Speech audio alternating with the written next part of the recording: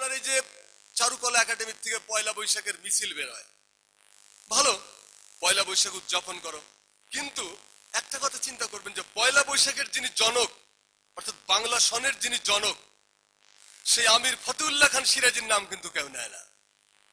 যে আমির ফতেউল্লাহ খান সিরাজী না হলে বাংলা সনের জন্ম হতো না, তার নাম নেয় না, কিন্তু বাংলা সন নিয়ে উৎসব হচ্ছে। এবং উৎসব হয় কিরকম ভাবে? আমি উৎসবের পক্ষে, আমি সকালবেলা পান্তা ভাত দিয়ে ইলিশ মাছ খেতে পছন্দই করি, খারাপ কি, একদিন নয় খেলাম, এর মধ্যে দোষের কিছু নেই। দোষ হয় তখন যখন সেটা আমার শালীনতা, আমার সুস্থতা, আমার দেশপ্রেম, আমার সার্বভৌমত্বকে টাচ করে।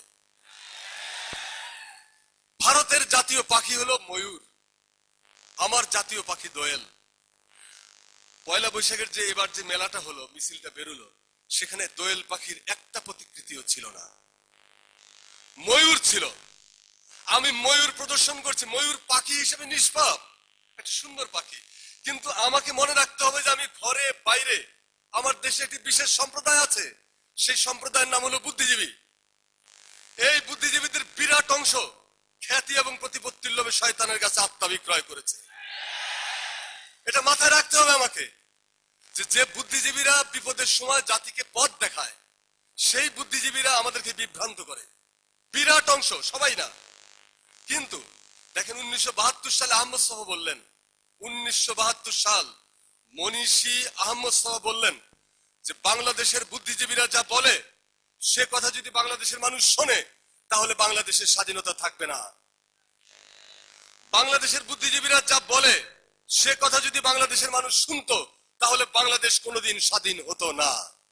তাহলে এই সমস্ত কবি, লেখক, বুদ্ধিজীবী যাদের সাথে তার সয়েলের কোনো সম্পর্ক নাই, যাদের সাথে তার মাতৃভূমির কোনো সম্পর্ক নাই, যাদের সাথে জনচেতনার কোনো সম্পৃক্তি নাই, তাদের কথা আমাকে শুনতে হবে কি জন্য?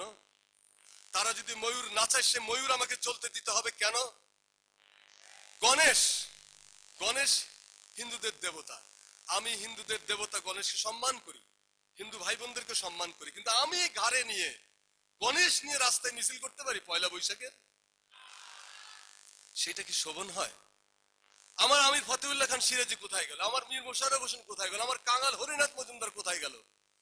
আমার ডক্টর শহীদুল্লাহ কোথায় গেল? ঢাকার মঞ্চে নাটক হয় বিবেকানন্দ, আমার বিবেকানন্দের প্রতি কোনো বিদ্বেষ নাই, বিবেকানন্দ কলকাতায় হলে ঠিক আছে, চলুক ওখানে। আমার ঢাকার মঞ্চে কেন বিবেকানন্দ হবে? ঢাকার মঞ্চে কেন হযরত শাহজালাল হবে না?